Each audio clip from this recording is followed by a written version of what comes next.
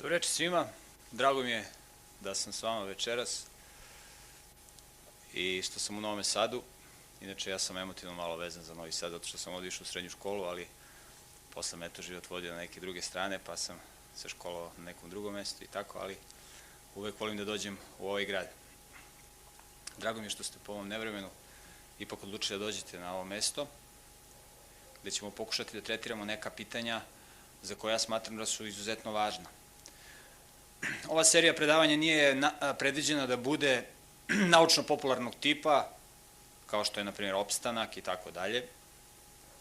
Mi nećemo da tretirati neke teleološke teme i tako dalje, nećemo svoju maštu razvijati, mi ćemo pokušati da tretiramo najvažnija čovekova pitanja. Pitanja koje se tiču čovekovog života, čovekove egzistencije. I ovaj naš život koji mi živimo je pun neizvesnosti. Planeta Zemlja na kojoj živimo izgleda lepa, možda samo iz svemirskog broda. Kada pogledamo snimke koje prave astronauti u svojim kosmičkim brodovima, mi vidimo planetu Zemlju vrlo lepo. Međutim, kada se spustimo na planetu Zemlju, kada prođemo malo ovim ulicama, vidimo da ovde haraju bolesti, plač, smrt. Da je ova planeta Zemlja postala jedna vodenica smrti u koju ljudi ulaze i nestaju.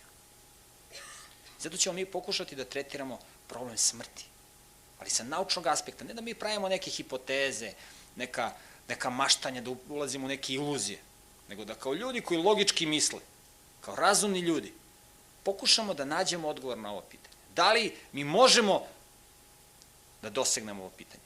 Ili je to van domena našeg saznanja?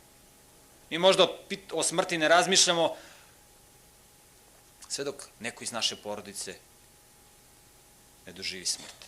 I onda mi, pored groba, počnemo da razmišljamo o nekim pitanjima o kojima nikada ranije nismo razmišljali. Nauka koja bi mogla da nam da odgovor, eventualni odgovor na pitanje smrti, jeste nauka koja se bavi životom. Ta nauka se zove biologija. Biologija je nauka o životu zato što, kao što sama reč kaže, biologija, bios znači život, logos znači nauka. Kada bismo danas pitali biologe šta oni imaju da nam kažu po pitanju smrti, oni bi nam rekli da je smrt neminovnost. Ne postoji karantin na planeti Zemlji koji bi mogao da vas zaštiti od teškog bacila smrti. Ne postoji. Svi mi idemo u smrt. Jedan poznati Nobelovac Monod je kazao da je čovekov život kao jedna iskra u univerzumu. Kao jedna iskra u onoj vatri kad izleti i pojavi se i nestane. Tako je čovekov život u univerzumu. Kao jedna iskra. I smisao čovekovog života ne postoji. Jedan drugi autor je čovekov život opisao kao put između dve bolnice. Dakle, čovekov život je put između dve bolnice. U jednoj bolnici se mi rađamo, u drugoj umiremo. I to je sve. Iza te druge bolnice u kojoj mi umiremo nema ništa. I većina naučnika danas smatra da je smrt neminovnost.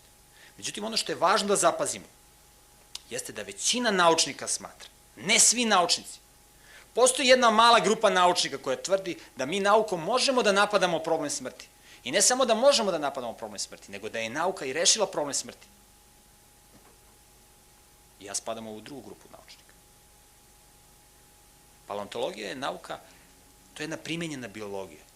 Dakle, nauka o životu, ali koja tretira život u prošlosti. Dakle, da mi pokušamo da analiziramo prošlost i da na osnovu prošlosti pokušamo da rekonstruišemo sadašnjost i da pravimo predviđanja za budućnost. Jer, znate, nauka ima u sebi jedan aspekt koji se zove predviđanje u nauci. Dakle, da možemo da predvidimo. Ali ne da se od nas traži da mi budemo nuklearni fizičari da bismo mi mogli da predviđamo. Znate, mi možemo da predviđamo vrlo lako. Znate šta je nauka? Nauka je primenjena logika, kao što je kazao Hegel. Dakle, primenjena logika. I mi možemo da izlačimo određena predviđanja, na primer, ako sa svojim šporetom ne rukujemo kako treba, on će se pokvariti. Međutim, ako ga čistimo, ako ga brišemo, ako vodimo brigu o njemu, onda su predviđanja da će on duže da nam služi. Isto tako i naše zdravlje. Koliko budemo negovali svoje zdravlje, koliko budemo ulagali njega, možemo logički da izlačimo zaključke kakvo će nam zdravlje biti u budućnosti. Dakle, možemo da dajemo neka predviđanja. Isto tako i u nauci. I zato će paleontologija nam posluži kao jedan alat Da pokušamo da dođemo do odgovora na neka pitanja. Inače, paleontologija se danas proučava u okviru geoloških nauka. Tako da ćemo mi dotaći i geološka pitanja. Dakle, većina naučnika danas smatra da je smrt neminovnost. Ono što je važno da zapazimo, da su i u prošlosti postojali ljudi koji su tvrdili da smrt može da se naučno napada. I ne samo da smrt može naučno da se napada, nego da je smrt pobeđeni neprijatelj. Da je nauka rešila problem smrti. Postojali su ljudi u prošlosti, kao što postoji i danas ljudi koji to isto tvrde. Da je smrt pobeđeni neprijatelj. I stvarno, kakvi su ti naučnici? Ko su ti naučnici? Celokupna naučna zajednica tvrdi nešto suprotno. Ja spadam opet u ovu drugu grupu naučnika, koja tvrdi da je nauka rešila problem smrti. I zato u ovoj seriji predavanja ja vas pozivam da budete porota. Znate, kao na suđenju, vi ste porota. Bez obzira što, kada vi dođete na suđenje, vi imate neko predubeđenje, zato što ste čitali optužnicu. I sada vi kažete, aha, ova strana je u krivu. Ali vi opet hoćete da čujete argumente na licu mesta, da čujete iz prve ruke. I bez obzira što ona tamo druga strana, koja tvrdi da je smrt neminovnost, je mnogobrojnija. Vi ipak ostavljate jednu rezervu da kao porota, da na suđenju čujete argumente i druge strane. I da onda kao ljudi koji logički misle donesete određene zaključke. Ja vas pozivam da budete porota. Da biste bili porotnik na sudu, od vas se ne traži da imate visoke akademske titule. Da biste bili porotnik na sudu, potrebno je da budete pošteni. Da budete pošteni. Jedan moj prijatelj koji se bavi nekim privatnim biznisom, kaže da mu je veliki problem da nađe radnika koga će da zaposli. Kaže, posao koji ja radim, on jeste specifičan, on jeste težak, treba ga znati, ali posao može da se nauči, samo da ja nađem poštenog radnika. Poštenog. Ja ako nađem poštenog radnika, ja njega lako naučim. On će da nauči. Ali kako poštenje naučiti? To je veliki problem. Dakle, od porote se traži da bude poštena. Nikakve akademske titule, nikakve akademska znanja i tako dalje, i tako dalje. I mislim da za pitanja koje ćemo mi ovde tretirati nisu potrebne nikakve akademske titule i nikakve visoke škole. Potrebno je samo malo poštenja i malo ozbiljnosti. Naravno, posle se pitanje koliko smo mi ozbiljni. Ja verujem da svi koji ovde sede da su došli sa najozbiljnim namerama na ovo predavanje. Dakle, zašto su ljudi u istoriji tvrdili i zašto ljudi danas tvrde da je smrt pobeđeni neprijatelj? Ko su ti ljudi? S kakvim argumentima oni raspolažu? Ja ću ovde na samom početku da vam navedem imena nekih ljudi koji su tvrdili da je smrt pobeđeni neprijatelj. Jedan od njih bio je Isaac Newton. Za Isaaca Newtona se smatra da je bio najveći naučnik svih vremena. Istoričari tvrde da je Isaac Newton imao najveći koeficijent inteligencije. Isaac Newton je tvrdio da je smrt pobeđeni neprijatelj. Možda niste znali, ali ovo je prilika da čujete. Louis Pasteur, otac mikrobiologije. Čovek koji je rešio problem besnila kada se jako malo znalo o virusima i mikroorganizmima. On se upustio u rešavanje problema besnila i riskirao svoj život, ali Louis Pasteur je rešio problem besnila. Jedan veliki čovjek, jedan veliki um. Otac mikrobiologije je tvrdio da je smrt pobeđeni neprijatelj. Gregor Mendel, otac genetike, tvrdio je smrt pobeđeni neprijatelj. Spisak imena se ovde ne završava. Lord Kelvin, Michael Faraday, Johann Kepler, Georges Cuvier, Morse, Linné i mnogi drugi. Ljudi koji su postavili temelje nauci, tvrdili su da je smrt pobeđeni neprijatelj. Kako to da su ovi ljudi tvrdili da je smrt pobeđeni neprijatelj? Kako to? A danas većina naučnika tvrdi nešto sasvim suprotno. Možete dojete na fakultet, na biološki fakultet, da pitate bilo kog profesora iz biologije. Otac mikrobiologije tvrdi suprotno. Otac fizike tvrdi suprotno. Otac genetike. Otac paleontologije, Georges Cuvier, tvrdi suprotno. Kako to? S kakvim argumentima oni raspolažu? Da bismo razumeli naučni pristup određenom problemu, poslužit ćemo se jednom ilustracijom. Zamislimo da sve nas ovde koji smo večeras pozove jedan stručnjak građevinskih nauka, jedan visoki autoritet, čovek, možda dekan građevinskog fakulteta, pazite, Radi se o stručnjaku građevinskih nauka, koji želi da nam objasni kao laicima, koji ovde sedimo, koji želi da nam objasni kako nastaje zgrada.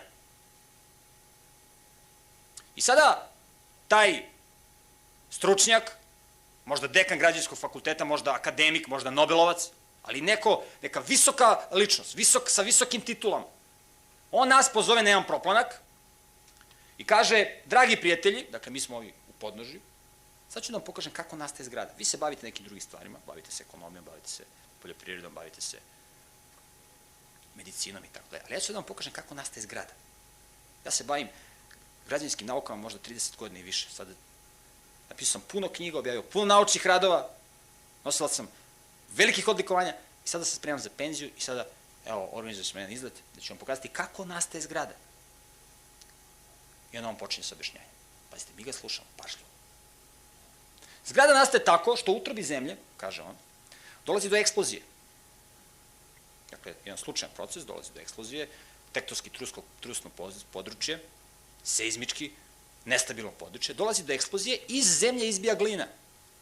Ta glina biva izložena suncu, na suncu se peče, erozija oblikuje tu glinu, formiraju se cigle, dolazi do tektonskih pokreta, do zemljotresa i tokom više miliona godina polako se formira zgrada. Onda iz zemlje izbija gvožđe, ono se oblikuje na suncu, formiraju se vodovodne cevi i tokom dugog vremenskog perioda, to ne može brzo da nastane, ali tokom možda nekih 4,5 milijarde godina nastaje zgrada sa svim svojim vodovodnim i elektroinstalacijama. Pitanje koje ja sad vama postavljam, kao poroti, da li biste verovali u jedan ovakav koncept? Pazite, u pitanju je čovek sa visokim titulama.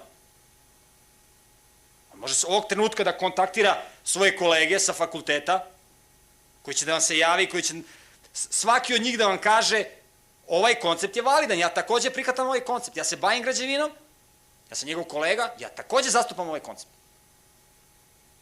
Sad, armija autoriteta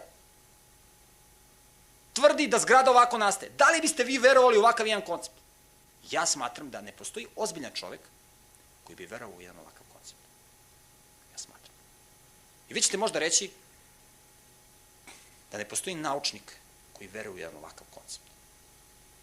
Međutim, ako to mislite, onda se grdno varate. Postoji armija naučnika, armija autoriteta, koji veruju u jedan mnogo neverovatni koncept. Većina autoriteta danas sa područja bioloških nauka i sa područja takozvanih istorijskih nauka tvrdi da je čovek nastao kao produkt eksplozije. Pazite, čovek je milijardama puta složeniji sistem nego najveća zgrada na planeti Zemlji. Ja sam čitao neku statistiku i neku literaturu da se kaže da je najveća zgrada na svetu neki Sears Tower u Americi. A znate šta je čovek za Sears Tower? Jedan čovek je složeniji sistem nego grad Novi Sad. Složeniji sistem. Milijardama puta. Većina autoriteta danas smatra da je čovjek produkt eksplozije. Kako? Ako otvorite udžbenike od obdaništa do univerziteta, vidjet ćete izveštaj o tome kako je nastao čovjek. Tvrdi se da je univerzumu pre nekih 15 do 17 milijardi godina došlo do eksplozije. Ne zna se tačno šta je eksplodiralo, ali došlo je do eksplozije koja se zove veliki prasak ili Big Bang. Navodno eksplodiralo jedno kosmičko jaje, neka materija, koja se ne zna od čega je bila sačinjena, i u svakom slučaju došlo do eksplozije. Nakon te eksplozije, u svemiru su postojali samo vodonik i helijum, dakle postojao jedan gas, neki protovazduh, sačinjen od dva najprostija hemijska elementa koji su počeli da formiraju oblake. Podsjetio bih da vazduh koji se ovde oko nas nalazi sadrži desetine i desetine hemijskih elemenata. Dakle, ne samo vodonik i helijum, sadrži i azot, i argon, i kiseonik, i ugljenik, i tako dalje, i tako dalje. Ovaj vazduh, ovaj gas koji je nekada postojao, posle te velike eksplozije, sačinjavao je samo vodonik i helijum. I od tog vodonika i helijuma za nekih 15 milijardi godina nastao je čovek. I sad ćemo da vidjeti kako konvencionalno objašnjenje objašnjava ovaj proces. Dakle, ovaj gas je odjednom samo od sebe počeo da se zgušnjava. Niko ne daje objašnjenje kako. Dakle, vodonik i helijum je počeo da se zgušnjava i tim zgušnjavanjem došlo do formiranja zvezda, koje su formirale složene sisteme kao što su galaksije. U jednoj galaksiji imate milijarde i milijarde zvezda. Ne samo da je došlo do formiranja galaksija, nego je došlo do formiranja izuzetno složenih sistema, kao ovaj. Znate, galaksije su kao diskovi, oni rotiraju. A ovde imate dve galaksije koje se prožimaju i koje rotiraju, ali se ne sudaraju. Dakle, jedan izuzetno složen sistem. Smatra se da je nastao sam od sebe. Da je onaj vodonik i helijum se zgušnjavao, formirao zvezde, galaksije i ovako složene sisteme. I od jedne zvezde, takozvanog protosunca, dakle ovog sadašnjeg sunca koje je nekada bilo u jednom drugom obliku, pre oko 4,5 milijarde godina odvojio se jedan komadić. Odvojio se jedan komadić koji se hladio i formirao planetu Zemlju pre oko 4,5 milijarde godina. Dakle, planeta Zemlja je nastala pre oko 4 milijarde godina. Dakle, do neeksplozije dolazimo od pre nekih 15 milijardi godina, dolazimo na 4,5 milijarde godina, približavamo se nastanku čoveka. I od ove planete Zemlje mi nastajemo vrlo uskoro u tim nekim vremenskim rasponima, koristeći ovaj kalendar. I smatra se da ova planeta Zemlja, tvrdi konvencionalno objašnjenje, bila u početku usijana, ona se hladila i na ovoj planeti Zemlji u početku je došlo do formiranja mora i okeana. Kako je došlo do formiranja mora i okeana, niko ne zna. Ono što je vrlo specifično, to je da je planeta Zemlja jedan vrlo složen sistem. Izuzetno složen sistem. Ja nemam sad vremena da vam pričam o tome kako je planeta Zemlja složen sistem. Ono što zbunjuje naučnike jeste kako to da, na primjer, na planeti Zemlji imate vodu u tečnom agregatnom stanju. U do sada istraženom svemiru mi ne znamo ni za jednu planetu koja ima vodu u tečnom agregatnom stanju, a na planeti Zemlji postoji. Ako su sve planete od sunčevog sistema nastale od sunce, kako tvrdi konvencionalno objašnjenje, onda bi bilo logično da sve planete imaju sličnu građu kao naša planeta. Međutim, građa svih planeta u sunčevom sistemu je totalno suprotna. I njihovi sateliti se okreću u suprotnom smeru i tako dalje i tako dalje. Vrlo specifično. U svakom slučaju, u jednom od ovih okeana, slučajno samo od sebe, od nežive materije, podlačim, od nežive materije, nastao je prvi život, jednoćelijski organizam. Jednoćelijski organizam pre oko 3,5 milijarde godina. Dakle, pre oko 4,5 milijarde godina je planeta Zemlja nastala, pre oko 3,5 milijarde godina jednoćelijski organizam. Na nivou bakterije. Od nežive materije. Ovde postoji sad jedan veliki problem. Louis Pasteur, koga sam malo pre spominjao, on je dao takozvani zakon biogeneze. Zato što su i onda tvrdili naučnici da postoji mogućnost da život nastane od neživog. Međutim, Louis Pasteur je prostim eksperimentima, mi ćemo pripremiti materijal koji ćete moći da počitate o tim eksperimentima, nekih možda i znaju. U samom slučaju, jednim prostim eksperimentima, Louis Pasteur je pokazao da život nastaje samo od živog. I to je poznati Pasteurov zakon. Omne vivo ex vivo. Živo samo od živog. Ne može živo da nastaje od neživog. Vi to nigde u prirodi nećete vidjeti da živo nastaje od neživog.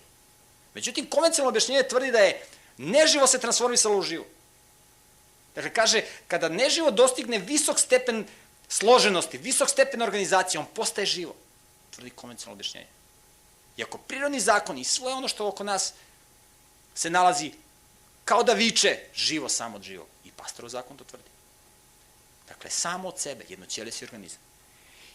Jednoćelijski organizam, na nivou bakterije, je složeniji sistem nego ovaj grad u kojem mi živimo. Jednoćelijski organizam ima svoju policiju, svoju vojsku, svoj informativni sistem, svoju čistoću. Na mnogo višem nivou složenosti nego što je ovaj grad u kome mi živimo. U kome se mi nalazimo. Milijardama puta složeniji sistem. Kaže nas to samo sebe. Ako ovakav sistem može nastane samo od sebe, onda i ova zgrada u kojoj se nalazimo može nastane samo od sebe. I ona zgrada koju smo malo pregledali. Po zakonu logike, pazite, nauka je primenjena logika. U nauci su relevantne samo činjenice i dokazi. Fakulteti viših godina imaju jedan predmet, na višim godinama svi fakulteti imaju jedan predmet, studenti to slušaju, na višim godinama predmet se zove metodologija naučnog rada ili uvod u naučno-istraživački rad. I tamo postoji jasna definicija da argument autoriteta, to je jedno od osnovnih pravila u nauci, argument autoriteta nije nikav argument, činjenice su validne. Argumenti, razumete, to je validno, dokazi. U svakom slučaju, pre oko 3,5 milijarde godina imamo bakteriju, dalekog čovekovog pretka. Dalje se smatra da je prošlo nekih 3 milijarde godina i onda pre oko 500 miliona godina od ovog jednoćelijčnog organizma, ne zna se kako, bakterije su se transformisale u crve, u puževe, u brahiopode, u beskičmenjake. I beskičmenjaci su nastali pre oko 500 miliona godina. I to se zove takozvana kambrijumska eksplozija. Jednom eksplozija života. Šta se to desilo? U fosilnom zapisu imate eksploziju. Nemate fosila odjednom? Mnoštvo fosila. Mi ćemo o fosilima govoriti u narednim predavanjama mnogo više. U svakom slučaju, čovekovi još bliži preci. Crvi, brahiopode, školjke i tako dalje. Beskičmenjaci. I onda nastaju prvi kičmenjaci od ovih beskičmenjaka. U pitanju su ribe. Dakle, ribe još bliži čovekovi preci. Kako su ribe nastale od beskičmenjaka, to niko ne zna da objasni. Vi nemate u fosilnom zapisu dokaze. Kad analizirate fosile organizama koji su nekada živeli, pa vi imate beskičmenjake, pa imate ribe. Vi nigde ne pronalazite neke životinje u fosilnom zapisu, među fosilima, koje liče malo na ribe, malo na beskičmenjake. Pa da kažete, aha, desio se taj proces evolucije, taj proces transformacije. To ne postoji. I to je nešto što mi možemo da očekujemo da neće da postoji. Zamislite kada nam neko rekao, na primjer, da automobil Jugo nastaje, da je automobil Jugo, na primjer, prelazna forma između Fića i Mercedesa. Vi nećete ići na auto otpade da tražite prelazne forme između Fića i Mercedesa. Vi odmah znate da je tako nešto nemoguće. Međutim, paleontolozi danas, većina njih, ide u prirodu da traži prelazne forme između beskičmenjaka i riba, ali ih ne nalazi. Ali oni su uporni, oni kaže da postoje možda neke mogućnosti, da postoje neke životinje koje su tako problematične, koje bi možda mogle da budu neka karika. I to je veliki problem konvencionalne teorije, fosili. Skoro izašla jedna knjiga koja kaže fosili kažu ne. U svakom slučaju, čovekov daleki predak. Kako se zna da je riba čovekov predak? Konvencionalno objašnjenje, dakle, evolucionalno objašnjenje, konvencionalno, koje je danas dominantno, tvrdi da je jedna riba, koja se zove šakoperka na našem jeziku, dakle, ili na latinskom Crossopterygija, da se ona transformisala u vodozemca. Dakle, gore vidite šakoperku, dole imate vodozemca ihtiostegu. Zašto šakoperka? Pa smatra se da u fosilnom zapisu se kao može videti da ona umesto peraja, da je struktura kostiju u ovim perajama nalik šaki. I da bi ona možda mogla da bude prelazna forma kao riba koja je prohodala. I ovo je crtež iz, dakle, rekonstrukcija iz udžbenika vodećeg svetskog autoriteta iz oblasti paleontologija, doktora Romera. I ovo je crtež. Smatra se da je ova šakoperka živela, odnosno šakoperke su živjeli u nekim plitkim jezerima, da je došlo do isušivanja tih jezera i da su one jednostavno morale da se prilagode na nove uslove života da bi preživele. Došlo je do transformacije škrga u pluća, peraja su se transformisala u noge, došlo je do formiranja ramenog i karličnog pojasa, zato što životinja koja hoda mora svoju težinu da nosi na ekstremitetima. Ribama ne treba ramen i karlični pojas, zato što ni svoju telesnu težinu ne nose na ekstremitetima. I, dakle, došlo do svih tih transformacija i ova riba, da bi opstala, ona je prohodala i ovo je fotografija iz udžbenika koji se danas koristi u školama. Dakle, riba koja je prohodala. Međutim, pazite, ovo su rekonstrukcije, ovo su crteži. Da mi vidimo kakav je činjenični materijal. Kakve su naučne činjenice, kakvi su dokazi. Pogledajmo kako izgleda fosil šakoperke. Ovo je riba šakoperka koju mi pronalazimo u fosilnom zapisu. Pitanje koje ja postavljam. Kako mi na osnovu ovog fosila možemo da vidimo da je ova riba prohodala, da je ona čovekov predak od pre 400 miliona godina? Kako možemo da vidimo? I navodno ova riba je pre oko 400 miliona godina prohodala, a pre oko 70 miliona godina ona izumrla i ona više ne postoji. Međutim, jedno od najvećih otkrića u ovome veku bilo je u morima kod istočne Afrike, kod Madagaskara, kada je ova šakoperka uhvaćena živa. Dakle, uopšte ona nije izumrla. Ona je dan danas živa. Zastupnici konvencionalne teorije tvrde da je ovo živi fosil. I kada je ova šakoperka uhvaćena živa, to je izazvalo veliko interesovanje naučnika da konačno imamo dokaz o nastanku čoveka tokom dugog vremenskog perioda, tokom razvoja. I došlo do istraživanja ove ribe, napravljena rekonstrukcija, ona je detaljno analizirana i utvrđeno da je ovo prava pravcata riba. Da ona nema nikakve šake u perajama, da ona nema nikakve naznake ramenog i karličnog pojasa, da je to prava pravcata riba. I danas je ova riba izložena u muzejima, možete da vidite, prava riba. Prema konvencionalnom objašnjenju, dakle, od eksplozije, tokom nekih 15 milijardi godina dolazimo do čovekovog bliskog pretka ribe šakoperke. Ova riba je, dakle, prema konvencionalnom objašnjenju većine naučnika danas, dakle, se transformisala ili evoluirala u vodozemca. Vodozemci su se transformisali u gmizavce, još bliže čovekove pretke. Gmizavci su se transformisali u sisare. Dakle, dolazimo u klasu životinja kojima mi pripadamo prema konvencionalnom objašnjenju. Dakle, gmizavci su se transformisali u sisare. Tvrdi se da su se znojne žlezde gmizavaca transformisale u mlečne žlezde. Dakle, žlezde koje luče znoj, odjednom su počele da luče mleko. Tvrdi konvencionalno objašnjenje. Kako? Bilo došlo do mutacija i tako dalje i tako dalje. Možete čitati ta objašnjenja, koja su vrlo, vrlo problematična. Mi nećemo sad, nemamo vremena da ih detaljno analiziramo. Ja smatram da ta objašnjenja nisu naučna, da nisu potkovana činjenica, da znojne žlezde ne mogu nikako da postanu mlečne. Takođe, veliki problem je to što vi imate da sisari imaju jednu donjo-viličnu kost, a 3 ušne kosti. A gmizavci imaju suprotno. Gmizavci imaju 3 donjo-vilične kosti, a jednu ušnu kost.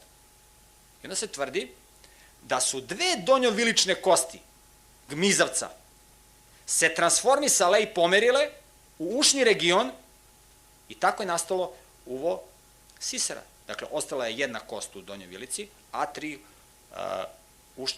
donjovilične kosti sa jednom ušnom kosti formirali su 3 ušne kosti sisara. Dakle, da se donjovilične kosti pomere u ušni region. Ja smatram da je to nemoguće. Znate kako izgleda, kako je složen ušni sistem? Vi ćete ovdje imati priliku da slušate predavanje jednog od najpoznatijih anatoma na ovim prostorima koji će o tome detaljnije da govori. Znate vi kortiv organ, kakav je to sistem? Ušni aparat sisara. To je nešto neverovatno. Kakav je to sistem? Kako je to složen sistem? Navodno nastalo transformaciju. I onda u okviru te klase sisara, na vrhu piramida sisara nalaze se takozvani placentalni sisari ili viši sisari. I čovek se nalazi na vrhu te grupe placentalnih sisara. I čovekov najbliži predak je najprimitivniji, takozvani najprimitivniji placentalni sisar. Dakle, imate sisare, placentalni sisari su na vrhu. Najprimitivniji placentalni sisar od koga čovjek potiče jeste bubojed. Čovjekov blizak predak od pre nekih 4 do 8 miliona godina, zavisi koji autor tvrdi. Smatra se da su ovi bubojedi kao najprimitivniji placentalni sisari se transformisali ili evoluirali u tarzijere. Još bliže čovjekove pretke. Tarzijeri su navodno evoluirali u lemure, dakle još bliže čovjekove pretke i konačno lemuri u majmune, čovjekove najbliže pretke. I imamo to takozvano evoluciono stablo, gde imamo da je od jednog ćelijskog organizma su nastale na jednu stranu biljke, a na drugu stranu životinje, na vrhu piramide se nalazi čovjek. Dakle, od eksplozije za nekih 15 milijardi do 17 milijardi godina, zavisi ko priča, od autoriteta, nastoje čovjek od eksplozije. Ako je ovaj koncept tačan, onda je tačno i ono što tvrdi Monod i ostali Nobelovci, da je smrt neminovnost. Onda je zaista smrt neminovnost. Ako jedna zgrada nastaje od eksplozije, onda kad se ona sutra sruši, kad udari granata u nju, vi nju ne možete da podignete. Vi jedno možda čekate novu eksploziju i nove tektonske pokrete i dugi vremenski period da nastane zgrada. Ali ako je zgradu neko napravio, onda vi tu zgradu vi možete ponovo da napravite. Tako. Isto tako, ako čovek nije nastao slučajno, ako čovek nije produkt slučaja, ako je čoveka neko stvorio, a Einstein je tvrdio da postoji neka sila, neka energija, ona je bezlična, ima neka sila, tvrdi Einstein. Danas mnogi ljudi kažu ima nešto. Einstein je tvrdio da ima neka sila, neka sila koja je stvorila čoveka, neka bezlična sila. Sa druge strane, Newton, Pasteur i ostali su tvrdili da to nije bezlična sila. Da to nije bezlična sila. Nego da je čoveka neko stvorio. I, na primjer, vi danas, čuli ste za kloniranje, mi danas možemo da stvorimo svakog čoveka u laboratoriji. Svakog. Svakog od vas ovde mi možemo da stvorimo. I to je vrlo, da kažemo, jednostavan proces. U čovekovim ćelijama nalaze se geni. Čovjek ima oko 12 milijardi ćelija. 12.000 milijardi ćelija. U svakoj od tih ćelija nalaze se geni. Nalazi se jedna garnitura gena od oca i jedna od majke. I oni su smotani u lanac. To je jedan izuzetno dugački lanac koji ima negde oko 100.000 gena. I sada vi možete da izvučete, na primer, od bilo koga od vas. Vi izvučete gene. I uzmete jajnu ćeliju neke žene. I te gene ubacite u njenu jajnu ćeliju. Izvučete njene gene, stavite vaše gene u jajnu ćeliju i stavite u njenu utrobu. I ona iznese vas. Vašeg blizanca. Potpuno isti, kao vi. Fizički, potpuno isti. On nije duhovno isti kao vas. On nema sećanje i tako dalje kao vi. On kad napuni 20 godina neće biti kao vi u 20 godina. On može da bude kao vaš brat blizanac. Ali u fizičkom smislu mi danas možemo svakog čoveka da stvorimo. Mi ljudi koji se bavimo naukom, 10 godina bavimo se genetikom. Genetika je počela tamo od Mendela, sredinom prošlog veka. Ali glavna je dostignuća u genetici su učinjena u zadnjih 10 godina.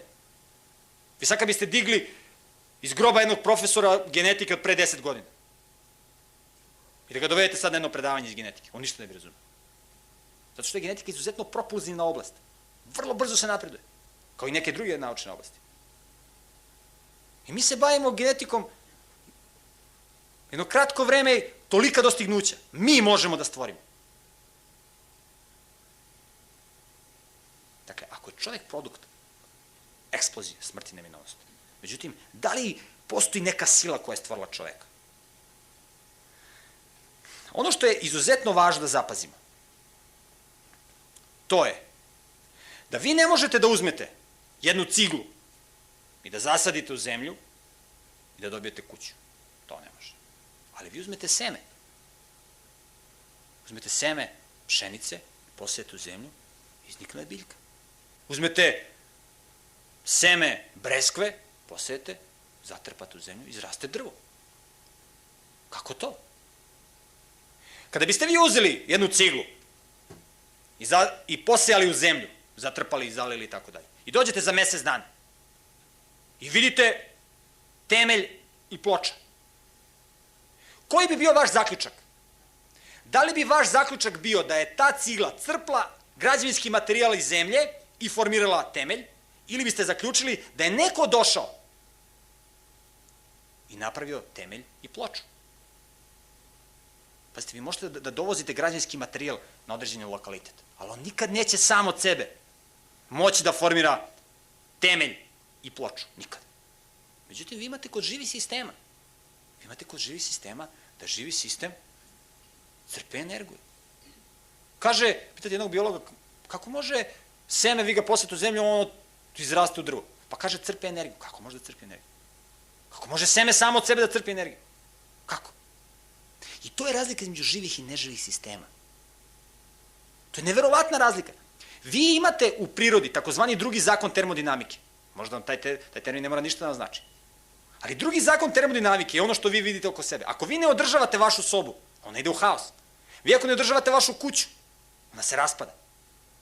U prirodi postoji jedan proces raspadanja, haosa, gde se entropija stalno povećava. Energija koju ne možete da koristite. Sve ide u haos. Međutim, kod živih sistema se dešava nešto neverovatno. Naprimjer, mi ljudi, svakih 7 godina se kompletne naše ćelije regenerišu. Totalno nove ćelije dobijamo. Podelite broj svojih godina života sa brojem 7, dobit ćete koliko ste se puta totalno fizički promenili. Ostaje i dalje, to ste dalje vi, kako je zapisano u genima. Dakle, vi ste po jednom planu, ali vi se stalno obnavljate. Kako to da se vi stalno obnavljate? Dakle, vi opstajete i vi se stalno obnavljate. Bez obzira koliko imate godina. I to je razlika između živih i neživih sistema. Ono što su tvrdili Newton, što je tvrdio Pasteur. To je da neko žive sisteme održava. To treba da podvučete crvenom olovkom 3 puta. Neko žive sisteme održava. Ne može živ sistem da funkcioniše sam od sebe. Onda imate kod živog sistema da se razmnožava. To vi nemate kod neživog sistema. Vi nikad nećete vidjeti da se jedna zgrada prostom delom razdvoji u 2. A kod živih sistema vi to imate. Imate razne vrste razmnožavanja. Kako to? Kako to može? Zato što žive sisteme neko održava, s polja.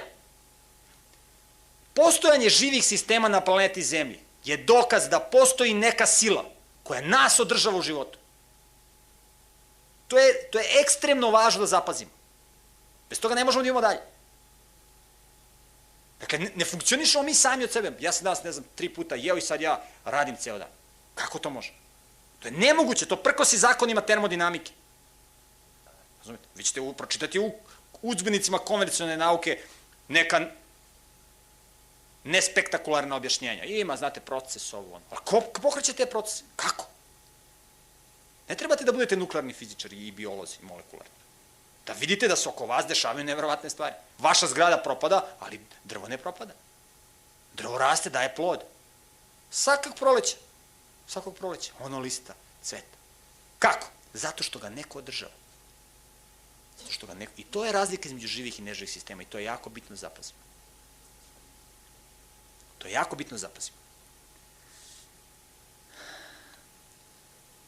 Živi sistemi, izuzetno složeni. Ako je ove žive sisteme neko stvorio, onda taj neko može ponovo da stvori. Ako mi naučno dokažemo da je neko nas stvorio, da je neko žive sisteme stvorio i da ih neko održava u životu, to je dokaz, neoborivi naučni dokaz, da je smrt pobeđen neprijatelj. Ako je neko jednom stvorio, on može ponovo da stvori. Mi ćemo pokušati da vidimo koja je to sila, kakva je to sila koja je stvorila život. Jer vidite, pastorov zakon kaže živo samo od živo. I sad, mene su stvorili moji roditelji. Moje roditelje su stvorili njihovi roditelji. Njihove roditelje su stvorili njih su stvorili njihovi roditelji, tako dalje. I tako mi možemo da idemo u beskonačnost. Ali ne možemo da idemo u beskonačnost. Dolazimo do prvog čoveka. Kako je on nastao? Ko je njega stvorio? Konvencionalno objašnjenje je da je čovek nastao od neživog. Dakle, eksplozija. Drugo objašnjenje, koje su zastupali Newton i kolege, jeste, dakle, nasuprot ovom objašnjenju da postoji materija koja je večna u prošlosti. Dakle, postoji materija koja je večna u prošlosti, tvrdi konvencionalno objašnjenje, koja se u jednom periodu vremena, pre oko 3,5 milijarde godina, transformisala u živo. Dakle, materija je večna, koja se transformiše u živo. Sa drugog strane, zastupnici koncepta stvaranja tvrde da postoji živo biće koje je večno u prošlosti. Einstein je tvrdio da postoji neka sila, neka energija koja je bezlična. Newton je tvrdio da postoji ličnost, biće, koje ima svoje mesto prebivališta. Ja vam sad iznosim koncepte. Mi ćemo pokušati da identifikujemo kakva je to sila. Mi smo u prvom koraku videli da to ne može da bude slučajno. Da postoji neka sila. Sad mi hoćemo da vidimo kakva je to sila, da identifikujemo. Pokušamo da dođemo u kontakt sa njom, da vidimo kakva je to sila, kako ona funkcioniše. Dakle, postoji biće koje je večno u prošlosti i koje je davalac života. Dakle, živo stvara živo. Ne može živo od neživo. Ja zastupam ovaj koncept. Ne zastupam prvi koncept zato što ako je materija večna u prošlosti, onda vi nikad život ne biste imali. Zato što živo ne može da nastane od neživo. Dakle, prve ljude je stvorilo živo biće. Dakle, ono je davalac života. I onda oni nastavljaju dalje da se... Dakle, postoje dve vrste kako može živo biće da nastane. Jedno je stvaranje, a drugo je rađanje. Dakle, stvaranje je kad neko stvori, a rađanje je kad on nas stvara preko naših roditelja. To je objašnjenje zastupnika koncepta stvaranja. Kada biste izašli na ulicu i kada biste pitali nekog čovjeka kako si ti nastao, on bi rekao, mene su stvorili moji roditelji. Dakle, mene su stvorili moji roditelji, rekla bi većina ljudi. Međutim, kako mi nastajemo? Kako nastaje čovek? Vrlo je važno da zapazimo da čovek ne nastaje u trenutku kada se rodi. Čovek nastaje u trenutku kada spermatozoid oplodi jajnu ćeliju. U trenutku kada spermatozoid oplodi jajnu ćeliju, u tom trenutku nastaje čovek. U tom trenutku. Mi smo u tom trenutku jedna oplođena jajna ćelija, jedan ćelijski organizam, mogli bi tako da kažemo. Za 9 meseci mi smo beba, za 10 godina mi smo dečak ili devojčica, za 20 godina mladić ili devojka, za 50 godina zrela osoba i tako dalje. Ali međutim, da pokušamo da vidimo taj proces kada mi nastajemo, da proniknemo u utrobu žene, da pokušamo da posmatramo taj proces. Znate, kamera je zasnimila taj proces i mi ćemo sada da ga analiziramo, da vidimo taj proces i da pokušamo iz njega da izvučemo određene zaključke. Kako smo mi nastali i ko je nas stvorio? Da li je onako kako tvrdi konvencionalno objašnjenje ili postoji neko alternativno objašnjenje? Dakle, rekli smo čovek nastaje u trenutku kada spermatozoid oplodi jajnu ćeliju. Taj proces izgleda ovako.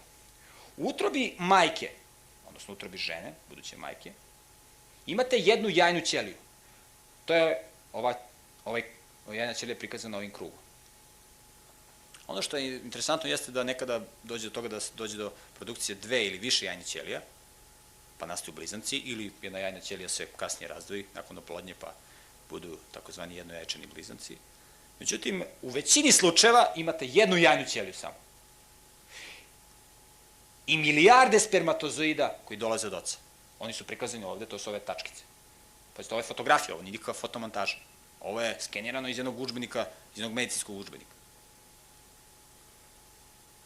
I sad šta se dešava? Ovi spermatozoidi dolaze do ove jajne ćelije, međutim tu postoji barikada zato što ova jajna ćelija ima opnu, koju oni ne mogu da probiju. Oni treba da probiju opnu da bi ušli unutra da izvrše oplodnju. Jer u trenutku kada spermatozoid uđe u jajnu ćeliju, pokreće se mehanizam da više niko ne može da uđe i jajna ćelija nastavlja, ona se brazda i nastavlja da se razvije. I sad šta se dešava? Ovi spermatozoidi luče jedan enzim, jednu hemikaliju, koja nagriza opnu jajne ćelije. I ovde konkretno na ovom mestu dolazi do nagrizanja opne jajne ćelije. Dakle, otvara se put da spermatozoid prođe. I sada logično je bilo, otvoren je put da spermatozoidi nagrnu, pa koji prvi uđe, da on izvrši oplodnju. Međutim, šta se dešava? Pogledajte. Kada dođe do nagrizanja opne jajne ćelije, spermatozoidi se sklanjaju, pogotovo u ovom regionu gde će da dođe do ulaska spermatozoida.